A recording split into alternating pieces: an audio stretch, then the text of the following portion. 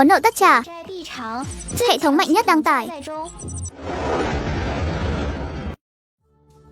Đầu tiên, chúc mừng cậu đã vượt qua đường hầm trọng lực thân pháp. Tiếp đó, tất cả các cơ quan cạm bẫy trong đường hầm đều dường như bị nhấn nút tạm dừng.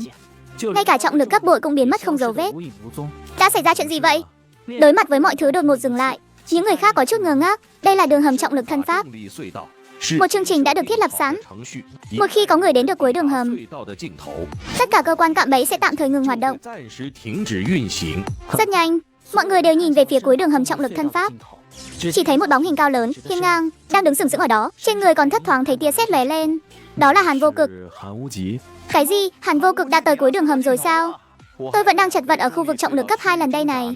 Hàn Vô Cực đã tới đích rồi à? Đại ca ơi, anh có cần phải mạnh dữ dội vậy không? Lúc này, ngoài Hàn Vô Cực đang dẫn đầu vượt xa, Nam Cung Lê và Tô Hoàng Nhi cũng đã đến khu vực đường hầm trọng lực cấp 8 lần. Vị trí thứ tư là Từ Tử Thần, đang ở khu vực trọng lực cấp 5 lần, còn khu vực trọng lực cấp 4 lần và khu vực trọng lực cấp 3 lần. Cộng lại cũng chỉ có khoảng 10 người. Tuyệt đại đa số mọi người vẫn đang ở khu vực cấp 2 lần. So với những quái thai như Hàn Vô Cực, tôi tính là thiên tài võ đạo gì chứ? Cùng lúc đó, trong lòng ba vị giáo quan cũng chấn động như sóng cuộn biển gầm. Vừa nãy còn đánh cược xem Hàn Vô Cực có thể vượt qua trong vòng 3 ngày hay không. Xem ra vẫn còn quá bảo thủ rồi. Trong lúc mọi người còn đang ngẩn ngơ, Hàn Vô Cực đã bắt đầu đi bộ quay trở lại. Hàn Vô Cực, chúc mừng cậu, là người đầu tiên đi đến cuối đường hầm trọng lực thân pháp. Theo ước định, cậu có thể vào kho vũ khí của căn cứ Huyết Liên Quân để chọn một món binh khí địa giai thượng phẩm. Vậy làm phiền giáo quan Thất Vũ đưa tôi đến kho vũ khí nhé. Được. Bây giờ tôi đưa Hàn Vô Cực đi chọn phần thưởng đây. Các ông đừng quên chuẩn bị mấy thứ vừa mới cá cược. Thua cho tôi đấy nhé. Lát nữa tôi sẽ quay lại tìm các ông lấy. Giáo quan Tăng Khôn và giáo quan Giang Nhất cười khổ một tiếng. Vốn tưởng là ván cược chắc thắng, không ngờ lại bị lỗ vốn. Cảm giác như bị sập bẫy vậy. Một lúc sau, Hàn Vô Cực tay cầm cây trường thương lấp lánh ánh sao bước tới. Vẫn tinh toái trần thương nặng tới 980 cân.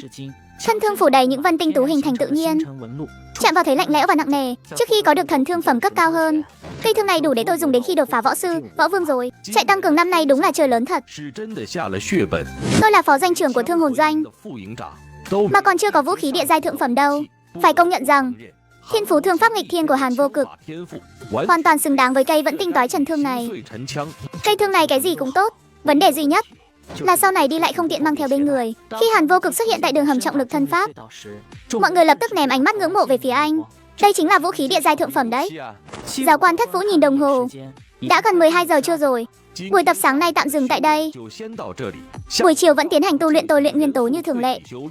Ngoài ra, để các em hiểu rõ hơn về chủng loại và đặc tính của yêu thú trong bí cảnh, bắt đầu từ tối nay sẽ tăng thêm lớp học giải phẫu cấu tạo yêu thú. Trong lớp sẽ tiến hành giải phẫu chi tiết các loại yêu thú trong bí cảnh, giúp các em nắm rõ cấu trúc cơ thể yêu thú, điểm yếu trên cơ thể, từ đó có thể tiêu diệt yêu thú một cách hiệu quả nhất. Sau khi rời khỏi đường hầm trọng lực thân pháp, mọi người đến nhà ăn của căn cứ dùng bữa trưa. Vô Cực cầm theo một cây trường thương, trông vô cùng nổi bật trong nhà ăn. Thực sự là không có chỗ để, cứ nghĩ đến việc sau này đi đâu cũng phải mang theo cây vẫn tinh toái trần thương nặng 980 cân này, thì đúng là hết cách luôn. Hàn Vô Cực, anh không có nhẫn không gian sao? Không có. Em có nè, hi hi, nói rồi. Nam Cung Lê bỗng nhiên lấy ra một chiếc nhẫn. Cho anh này. Nhìn chiếc nhẫn trong lòng bàn tay Nam Cung Lê, Hàn Vô Cực bỗng ngẩn người. Cho tôi sao?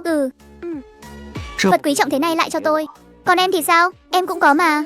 Anh nhìn này, nói đoạn, Nam Cung Lê lại lấy ra một chiếc nhẫn không gian cùng kiểu dáng, nhưng kích thước nhỏ hơn một chút, đeo vào ngón tay trắng nõn như búp măng của mình. Nhẫn không gian là một loại khí vật không gian vô cùng quý giá. Nam Cung Lê vậy mà mang theo tận 2 chiếc. Không hổ là người sinh ra trong gia tộc Nam Cung, có lịch sử võ đạo ngàn năm, đúng là một phú bà nhỏ chính hiệu. Hiện tại tôi đang rất cần loại vật dụng này. Cảm ơn nhé. Vậy tôi cứ dùng tạm trước, đợi sau này có nhẫn không gian của mình rồi, tôi sẽ trả lại cho em. Không cần trả đâu, cái này là em tặng anh mà. Nói rồi còn kéo tay Hàn Vô Cực qua, đếm chiếc nhẫn không gian đó đeo vào tay Hàn Vô Cực, đặt 2 bàn tay cạnh nhau. Anh nhìn này, 2 chiếc nhẫn không gian này là một cặp đấy. Hàn Vô Cực mỉm cười, chậm rãi đan 10 ngón tay vào nhau với Nam Cung Lê, cảm nhận được bàn tay nhỏ bé của mình được Hàn Vô Cực nắm trọn. Khuôn mặt nhỏ nhắn xinh xắn của Nam Cung Lê đỏ bừng lên, trông cực kỳ đáng yêu. Ngày thứ 2, Nam Cung Lê đã thành công đi tới cuối đường hầm trọng lực thân pháp. Sau đó đến ngày thứ 3, Tô Hoàng Nhi cũng đã đến cuối đường hầm trọng lực thân pháp. Nam Cung Lê chọn Bắc Minh băng phá kiếm, toàn thân tát ra một màu xanh thẳm, như thể khối huyền băng vạn năm vậy. Còn Tô Hoàng Nhi thì chọn xích luyện lưu hỏa thương. Bên trong thân thương dường như có dung nham đang chậm rãi chảy trôi, tỏa ra ánh sáng đỏ vàng nóng rực. Những ngày sau đó, 128 thành viên của trại tăng cường mỗi ngày đều tiến hành tu luyện theo đúng kế hoạch.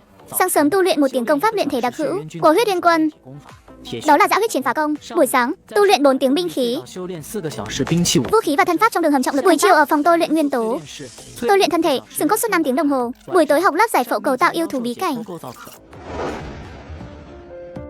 Ngày thứ 9, Tương Tử Thần trở thành người thứ tư đi đến cuối đường hầm trọng lực thân pháp. Tất cả là nhờ đại ca Vô Cực đã tận tình chỉ điểm trong thời gian qua. Trong đường hầm đầy dãy cơ quan cạm bẫy, đã tìm ra được một lộ trình vượt ải với độ khó thấp nhất, trong khi những người khác đều không thể trong vòng 10 ngày đi đến cuối đường hầm trọng lực thân pháp. Trong đó có Thi Nặc, Xuyên Tâm Như, Bùi Tiêu Sinh, Mạnh Hổ đều dừng bước ở khu vực trọng lực cấp 8 lần. Có nợ tất trả. Hệ thống mạnh nhất đăng tải. 10 ngày qua, giá trị khí huyết của tôi đã đạt đến 98. Đang ở cửu phẩm thoát thai, chỉ còn cách việc đột phá lên nhị cảnh võ sư một bước chân. Không chỉ có vậy, tôi còn dùng Niết Bàn Phụng Yến khai mở được 2 đường long mạch trong cơ thể, và từ chỗ của Từ Tử Thần đã có được tâm pháp tu luyện hoàn chỉnh của Tử Điện Lôi Nguyên Kinh. Hiện tại có thiên phú võ đạo Lôi Đình Ngự Cốt, Niết Bàn Phụng Yến, công pháp võ đạo Thái Hư Âm Dương Quyết, Tử Điện Lôi Nguyên Kinh đã tiến cấp thành Tử Lôi Chấn Ngự Kinh, võ kỹ thiên giai thượng phẩm Cửu Tiêu Long Yên Thương, địa giai trung phẩm Lục Hợp Hồn Thiên Thương, Lục Hợp Du Cương Bộ. Phía bên kia, Nam Cung Lê hiện tại đã đột phá đến võ sư nhất phẩm. Tô Hoàng Nhi kể từ sau khi được Hàn Vô Cực giải quyết vấn đề, Niết Bàn Phụng Yến bị mất kiểm soát, tốc độ tu luyện tiến triển thần tốc, hiện tại cũng đang ở võ giả cửu phẩm. Giá trị khí huyết đã đạt đến 95, còn các thành viên khác, tu vi võ đạo thấp nhất cũng đã đạt đến võ giả ngũ phẩm. Băng đi nửa tháng, tướng quân Phạm Hàn Lệ lại một lần nữa xuất hiện trước mặt mọi người. Ánh mắt của tướng quân Phạm Hàn Lệ quét qua khuôn mặt của 128 thành viên. So với nửa tháng trước, những học sinh này dù là về thực lực hay khí thế tỏa ra trên người đều đã có sự thay đổi to lớn, đã thấp thoáng có phong thái của Huyết Liên Quân rồi. Bắt đầu từ hôm nay, các em sẽ cùng Huyết Liên Quân tiến vào bí cảnh để tiêu diệt hung thú. Trong bí cảnh vô cùng nguy hiểm, hơn nữa còn đầy dẫy những biến số chưa biết. Cho dù là bí cảnh cấp 1 thấp nhất, các em cũng có thể sẽ bị thương, thậm chí là qua đời. Lời nói của tướng quân Phạm Hàn Lệ khiến không ít người lạnh sống lưng. 10 ngày qua, mỗi tối họ đều phải học lớp giải phẫu cấu tạo yêu thú. Trong thời gian đó, giáo quan cũng đã giới thiệu cho họ về sự nguy hiểm trong bí cảnh. Bây giờ tôi cho các em cơ hội lựa chọn cuối cùng. Nếu lo lắng mình gặp chuyện không may trong bí cảnh, có thể chọn rút khỏi trại tăng cường từ hôm nay, rời khỏi căn cứ Huyết Liên Quân. Lời này vừa thốt ra, sắc mặt một số người có mặt đều biến đổi. Trong ánh mắt họ lộ ra vẻ đấu tranh, rõ ràng là đang đưa ra một quyết định khó khăn. Vài giây sau, một thành viên có tu vi võ đạo chỉ là võ giả ngũ phẩm chậm rãi giơ tay lên, em rút lui. Đã có người đầu tiên mở đầu, tiếp theo lại có thêm 4 người nữa chọn rút khỏi trại. Dù sau khi trại tăng cường của tỉnh kết thúc, chúng ta sẽ là top 128 người đứng đầu toàn tỉnh, nhưng nếu mất mạng trong bí cảnh thì chẳng còn gì nữa cả, chỉ là tham gia trại tăng cường thôi mà. Mục tiêu của tôi cũng đâu phải là vào Thánh Tông hay làm trạng nguyên võ đạo gì đâu, cần gì phải liều mạng chứ. Vì 123 người các em đã chọn ở lại, vậy thì bây giờ tiến hành chia nhóm, cứ 3 thành viên thành một nhóm, sau đó kết hợp với 3 cự binh của Huyết Liên Quân, tạo thành một tiểu đội 6 người. Sau đó, Hàn Vô Cực, Nam Cung Lê và Tô Hoàng Nhi tạo thành một đội, còn những người còn lại cũng bắt đầu tự đi tìm đồng đội cho mình. 10 phút sau, việc chia nhóm hoàn tất. 3 người chúng ta chỉ có võ giả ngũ phẩm, vào bí cảnh thì quá nguy hiểm rồi. Đừng lo lắng, 3 cự binh Huyết Liên Quân cùng nhóm với các em sẽ có một đội trưởng, một đội phó và một lính y tế. Trong đó, thực lực của đội trưởng và đội phó tất cả đều là nhị cảnh võ sư. Vậy mà có tận 2 vị nhị cảnh võ sư sao? Tự dưng cảm thấy mình lại ổn rồi. Tôi là đội trưởng của các cậu, Nhậm Hiền Vũ, là một thương binh chiến sĩ của Huyết Liên Quân. Tôi là đội phó Lãnh Phong, cung binh. Tôi tên là Ngoại Trần, là lính y tế. 3 cự binh này đều ở độ tuổi ngoài 20, trông rất trưởng thành và tháo vát. Ít nhất họ đã ở trong Huyết Liên Quân được 2 năm rồi. 3 người trong đội của các cậu đây là những bảo bối quý giá của trại tăng cường đấy. Sau khi vào bí cảnh, hãy giúp họ tiêu diệt thật nhiều yêu thú. Nếu gặp nguy hiểm, nhất định phải bảo đảm an toàn cho họ. Chủ tướng cực kỳ coi trọng họ đấy. Đội phó Lãnh Phong là võ sư ngũ phẩm, đặt vào các tiểu đội 6 người khác thì đã đủ làm đội trưởng rồi. Ngoại Trần tuy mới là võ giả cửu phẩm, nhưng sở hữu thiên phú võ đạo hạng AC thuộc hệ chữa trị, siêu tốc hồi phục. 3 cự binh chúng tôi cộng lại tuyệt đối được coi là cấu hình cao cấp nhất. Việc bảo vệ họ hoàn toàn không thành vấn đề.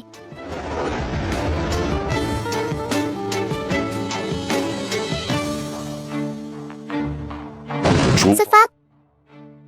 Xào xạc.